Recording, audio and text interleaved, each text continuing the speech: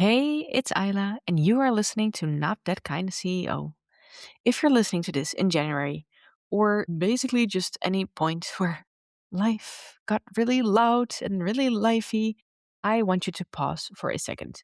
Because if part of you really wants to move forward right now, but another part of you just wants to crawl under a blankie and opt out for a bit, nothing is wrong with you.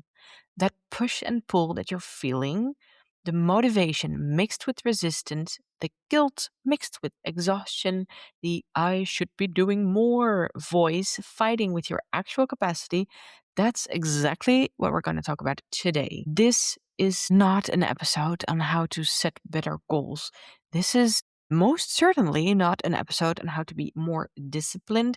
And I definitely do not want you to reinvent yourself or the wheel for that matter. If you are forcing new goals in, especially in a season of life where you're overwhelmed as it is, this can actually keep you stuck. And if you're feeling stuck, that might feel sucky, but it can also actually be information for you instead of you labeling it as a failure. So if you've been wondering why your consistency has been off or is just feeling hard lately, why your planning isn't sticking, or why sitting down to work feels more difficult than it should, stay with me for this episode and let's talk about what's really going on. Hi, I'm Ayla, and I am not that kind of CEO. You won't find me in a fancy corner office, but rather in a quiet corner of my home. I followed a bold vision and built my life and business around it. That's how I ended up in France, where I'm raising two little girls, renovate our 500-year-old castle together with my husband, run a coaching business, and still have space to breathe. After a decade of helping women simplify their business to make room for what matters most, I created this show to help you do the same. Let's build your business around the life you love. Welcome to Not That Kind of CEO. Hey love, welcome back to Not That Kind of CEO. Thanks for tuning in. Today I wanted to talk to you about something that I've seen happening around me a lot. It's January, and there is a lot of pressure hanging in the air to do better, to be better, to fix everything. Especially, I don't know, like the corner of the internet that I hang out in has a lot of woo woo in it, and there is a lot about numerology. There's a lot about the Chinese horoscopes as well, and how everything is lining up to making 2026 a way more exciting year than 2025 has been. We have fire horse energy instead of snakes. We're in a year one instead of in a year nine. And basically, everyone is just screaming, oh, new year, new me, new clean slate, big intentions. But at the same time, it's still January. It's mostly cold. Like in my part of the world, it's still cold. And even if you are in the part of the world where it's summer right now, it's still like after Christmas, after the big holiday. And you maybe need some time to get your feet back under you. I, for one, have. I want to work on the one hand. I just want to go and I'm like, yes, I'm so motivated to do everything. And on the other hand, I would really love to just crawl under a blanket and just not much do anything except eat cookies and drink tea. And that push and pull can be super exhausting. The problem here is that most women actually make it mean something about them as well. So you're sitting there feeling the push and pull, and then you're telling yourself, oh, I'm just not motivated. Maybe I lack discipline, or it seems that other women want this more than I do. But that's not necessarily true. It's just a misalignment that you're experiencing there. Your system is sort of being forced into another plan, but it's resisting it because it's not fitting how you're living or how you're working and the season that you're in right now. So when you start mislabeling misalignment as a character flaw, that's where it goes wrong. Because if you see it as a character flaw, you make it mean that there is something inherently wrong with you, which means that you're gonna start pushing because you're like, no, nothing is wrong with me. I can do this. So instead of sitting with that misalignment and giving it the clarity that it needs, you're just going to push forward. You're just going to set goals even without any direction, or you're going to reflect endlessly in the hopes that maybe magical insight will pop up and show you what you should do to finally create that momentum that you've been craving, you know? So instead of actually moving forward, you're keeping yourself stuck in your head. You stay overthinking, you're second guessing everything that you do, waiting to feel ready or pushing yourself into action when you're not ready for action at all. So instead of actually creating movement, you're just thinking about movement, and that alone is creating tension, is making you feel like something is wrong with you because, well, if you're thinking about moving, move, you know? So imagine that you're standing in front of your car and it's broken. And instead of trying to fix it, your solution is to just press the gas harder. You're just sitting there going, "Oh, it must be broken."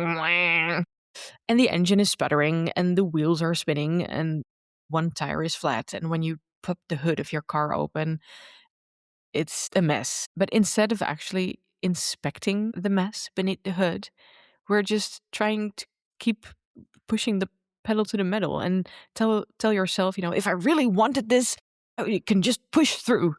But the car is still broken. Like, that's not how it works. And this is very often what the whole, like, oh, new year, new me, the whole reinvention energy, that's what it is. It's more speed on a system that's already wobbly to start with.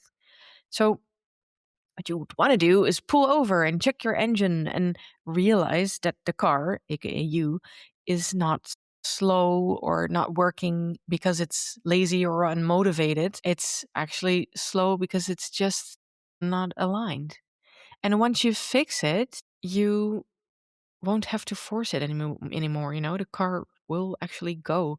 I mean, I don't drive a stick right now. I have an automatic car, still a miracle. And when I just pull my foot off the gas, it already starts going like it wants to go.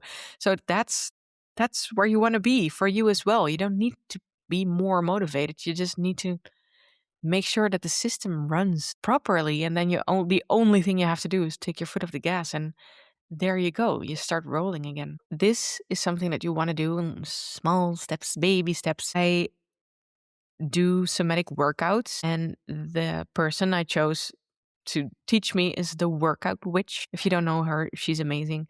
And whenever you do her exercises, like they're called exercises, but it's all about relaxing basically. So she says very often she just goes move from left to right in the most lazy way you can imagine. Like, do this as lazy as possible. And that's what I would recommend for like January as well. So what if January was not about becoming someone new, like new year, new me, but new year, stepping back into alignment me? That would actually work so much better. You would take small aligned steps and that would outperform forced consistency every freaking time. Because when you're forcing consistency, there is going to be a point where it breaks and where you're like, nope, this is not working. But when your direction matches your inner system, all these actions stop feeling like you're betraying yourself and everything starts feeling doable again because it's it's lazy, it's small steps, it's aligned with who you are, and it's basically the same as brushing your teeth, like probably like assuming here, but I'm assuming that dental hygiene is something that you value, and it's easy to brush your teeth every day. It's not a big step.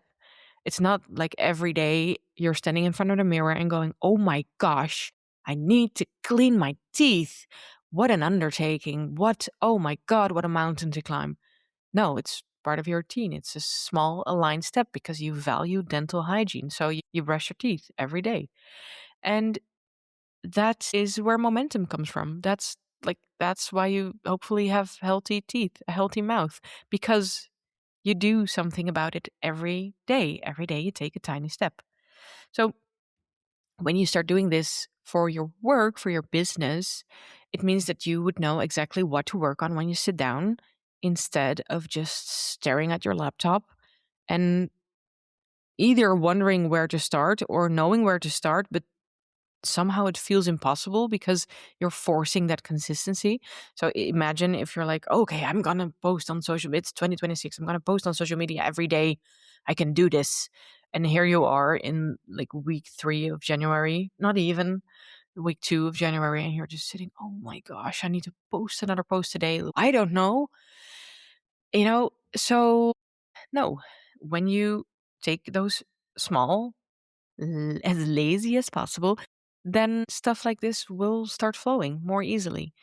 You will stop rewriting plans every week because the plan matches your capacity and your time and your energy. Your to do lists get shorter because you stop adding things to it that actually don't matter right now. This is such an important one as well because so very often there are so many shoulds going on.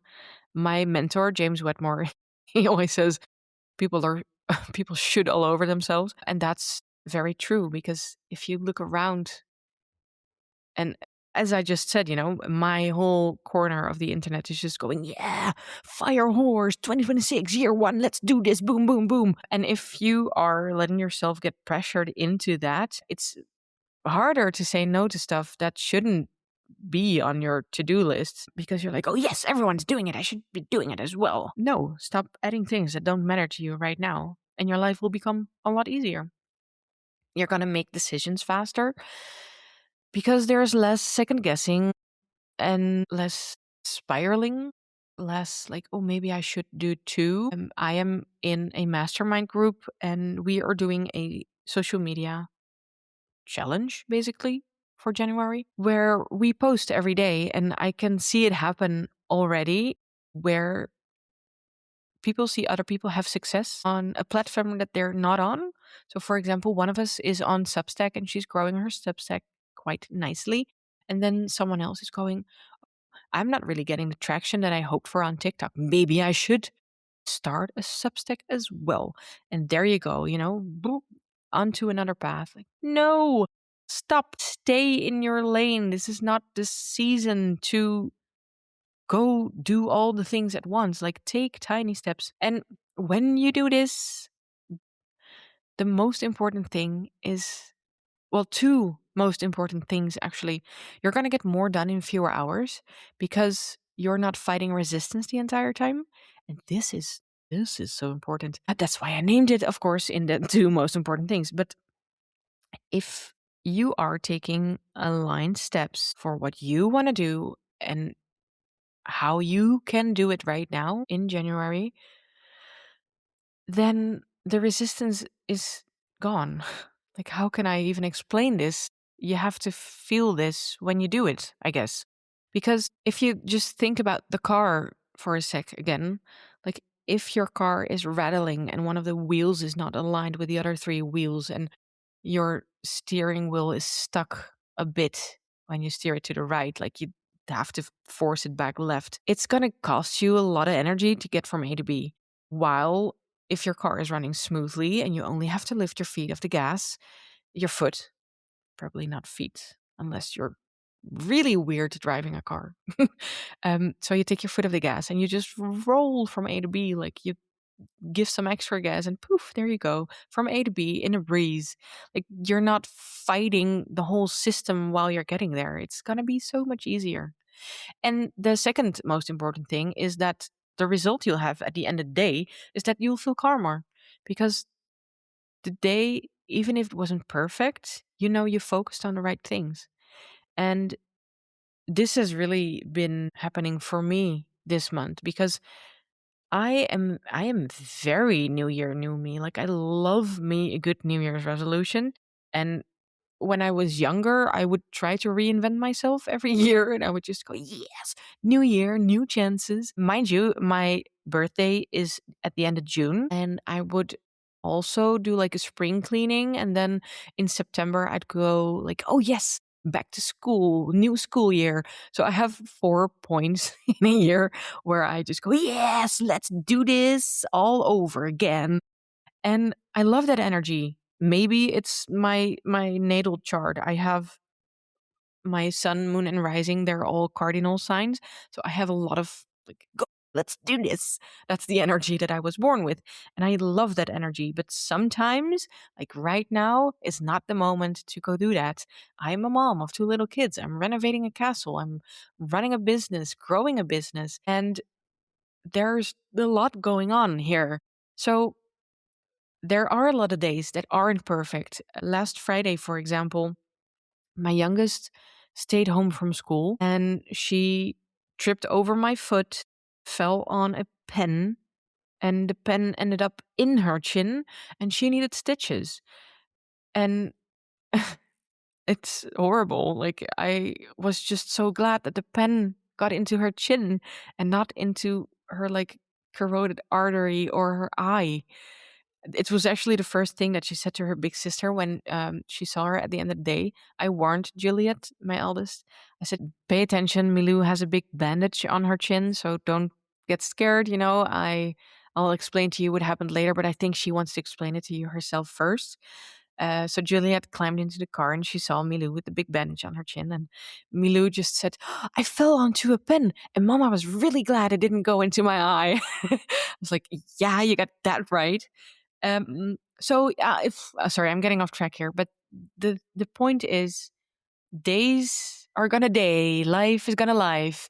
It's happening, like stuff is happening, and sometimes at the end of the day, the things didn't go perfectly. But if you know that you focused on the right things, it doesn't really matter because, well, in that case, I already had something done in the morning that I was like, yeah, nice, I've done this. And then Milou fell and I spent the rest of the day in the hospital. And it's like, yeah, that sucks.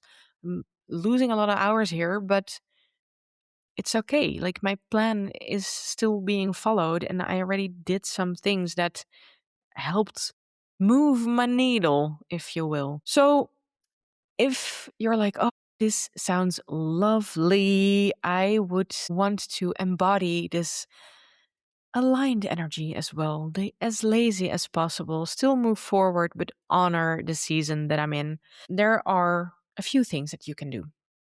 Like, I would not leave you hanging here. So, what you do is, what do I have? 6 points. I have 6 points written down for you. First one, pick a 30-day horizon. Not a year, not a quarter. You decide what matters in the next 4 weeks only, and you consciously ignore everything outside of that window. Yes, this is always such a double one. Should you have a vision? Yes. Should you have a 5 year plan? Yes. Should you have a year plan? Yes. Is it nice to have a quarterly plan as well? Also, yes. But if you are super overwhelmed and you keep staring down your quarterly goals, you're gonna build more pressure. So stop it. Take action for 30 days. And then you're like, okay, cool. I took action for 30 days. And then you take action for another 30 days. Yeah, okay, cool. And you do it again. And then you're at the end of your quarter and you have taken action.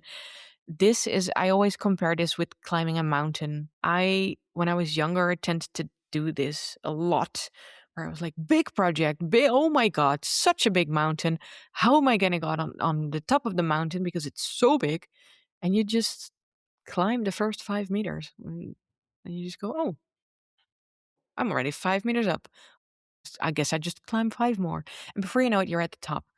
And this is gold if you're overwhelmed and wintry and you just want to be under a blanket. It's like, no, don't look at your quarter. Take action for 30 days. And you're like 1 month and 1 month of action, aligned action closer to your quarterly goal. Then reduce your goals until they feel almost boring. If your plan requires perfect mornings, high energy, zero interruptions, it's unrealistic. It's not aligned with your real life. If it is aligned with your real life, amazing. This is not the podcast for you.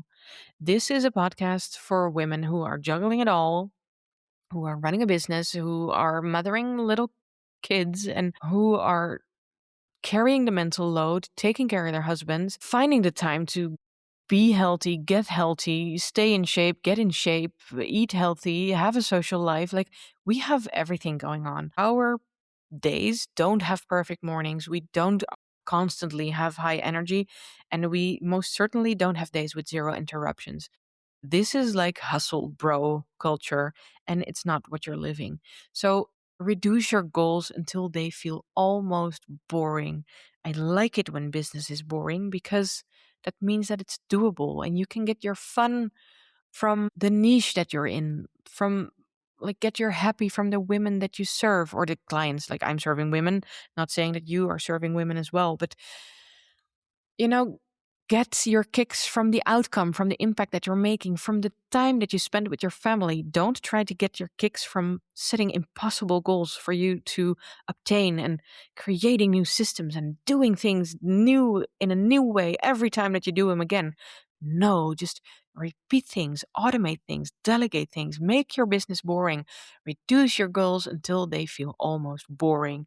And then everything will start to get easier and you'll actually get your goals. And I've said this before a million times. I don't mean do not set enormous goals that stretch you. Please do set those kind of goals. Be ambitious. Be as ambitious as you can be.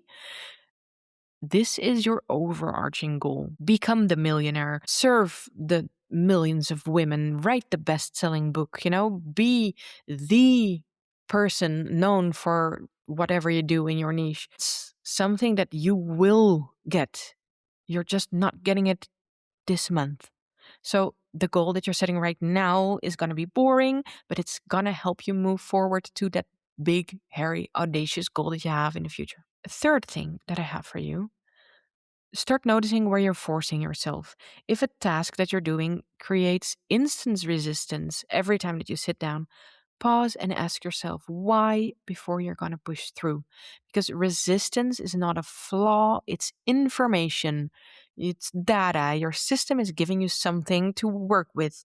So if you're just sitting there feeling resistance and then you start judging yourself and saying, "Oh, maybe I'm not made for this. Maybe I'm not meant to be a business owner." No, it's telling you something. It's either that the task that you're doing is maybe it's out of your zone of genius and it's really in your zone of incompetence and you should be outsourcing it, or you're in a cycle phase where you trying to push yourself to record happy, high energy videos while your body is just screaming, I'm gonna menstruate. I'm feeling so bad right now. Something is creating the resistance, and see it as data, analyze it, and then act on it. Fourth thing for you. Audit your to-do list and cross out anything that exists only because you think you should be doing it. I said it before. People are shooting all over themselves. If it is not tied to your current priority, it is noise. This ties in with everything. You are focusing on your boring goal, on your 30-day horizon. You are not forcing yourself. You are not being influenced by anyone, but whatever it is that you want and that's within your capacity right now. So everything that's on that to-do list that is just distraction, take it off, move it. If you can, just scratch it out, let it go.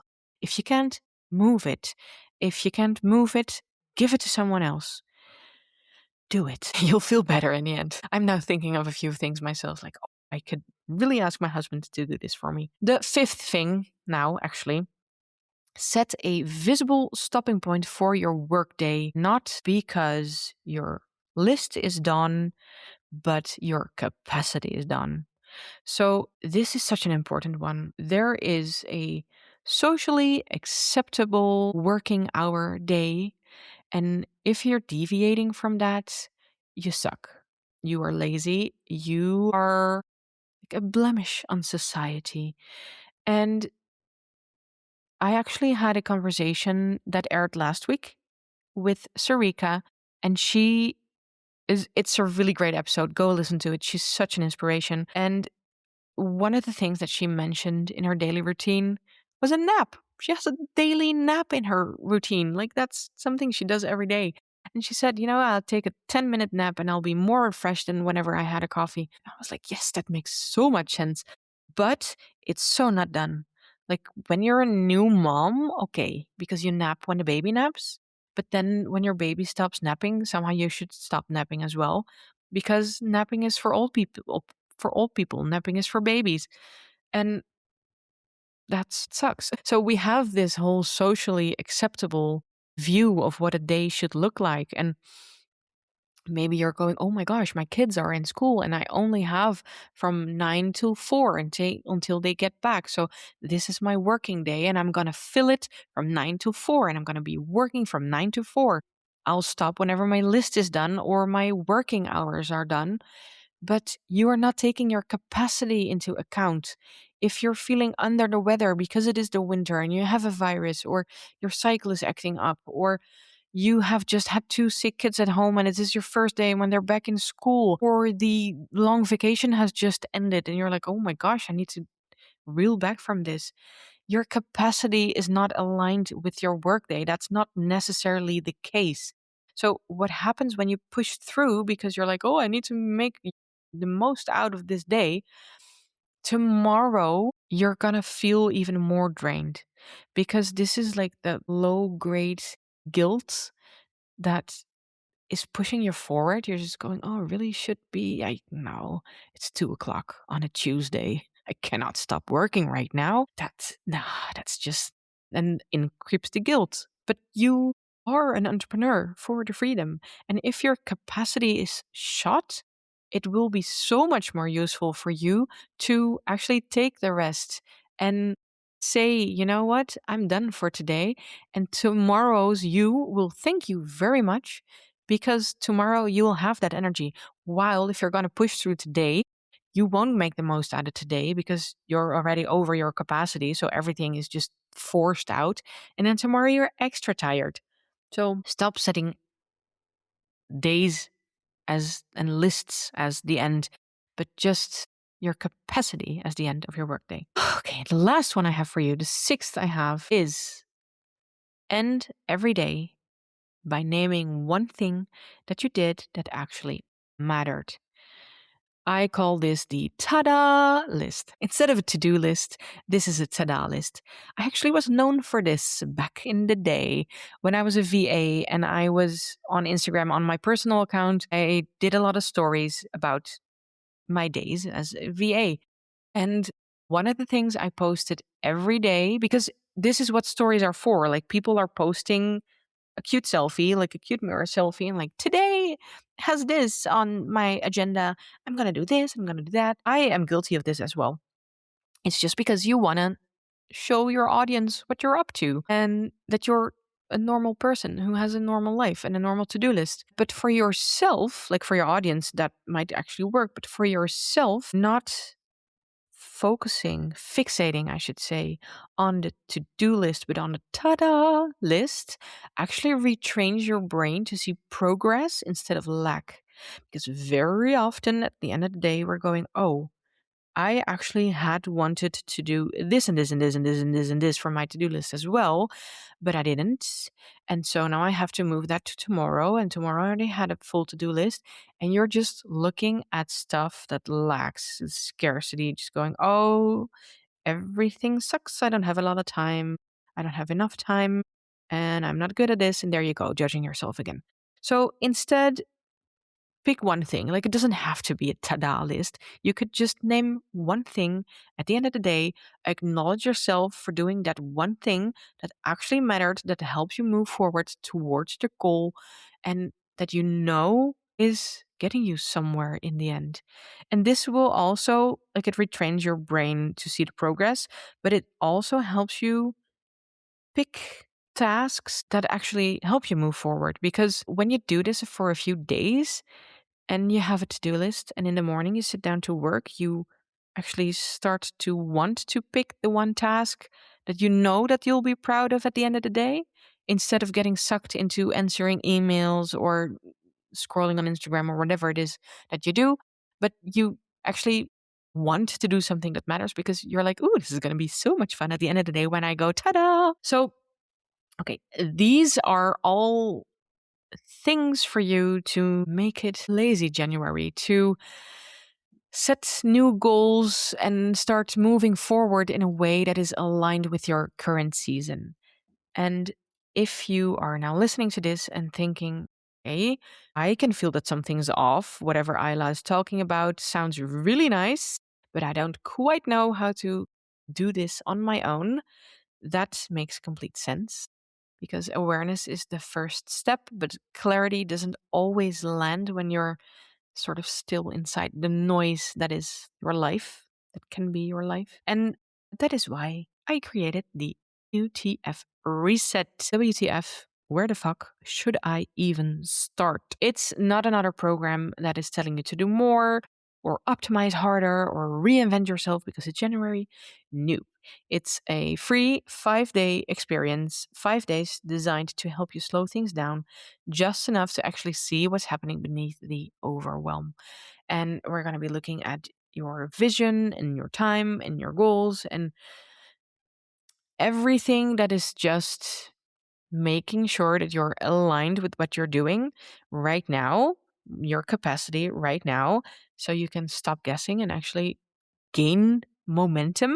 That's the whole thing that I want to accomplish with this reset, is to get you into action for 30 days, like momentum for 30 days, not new year, new you. No, just get your butt into gear. So 30-day plan is what comes out of this, a completely personalized 30-day plan for you, for your goal that fits your life, fits your direction, etc. You know, your actual days, your kids, your energy, your cycle, the woman that you are right now. And this is a 30-day plan that you can actually follow without needing like a new personality or a clone of yourself. We are starting Monday, January 19th. So if you're listening to this before then, make sure to sign up through the link that I'm going to post in the show notes. As I said, it's a free 5-day experience. You are getting an exercise every day. It's around 30 days, 30 minutes every day, because I know that you already don't have time. So I don't want to pull you into something that is then going to take you like 3 hours every day. No, 30 minutes approximately every day. And then at the end of the 5 days, you'll walk away with a 30-day action plan that you can then go do. And the action plan is actually made to fit like 4 moments every week, half an hour. And if you just keep at it, think of the brushing your teeth, you keep cleaning it and you'll get white teeth. That's what we're going to do with the personalized plan that's coming from the WTF reset as well. You don't need to do it alone. You don't need to push harder. You just need the right reset. So I am counting on you to see you there Monday, January 19th. Don't forget to sign up and I'll see you. And for now, I'm hanging up the phone. I'm hanging up the mic and I will see you in the next episode. Thank you so much for tuning in to Not That Kind of CEO. See you later. Bye. Thank you so much for listening to Not That Kind of CEO. If this episode gave you clarity, encouragement, or just even a moment to breathe, I'd love it if you left a review. It helps more women like you find this show, and that means the world to me. And if you're ready to build a business that fits your life, you know where to find me. See you in the next episode.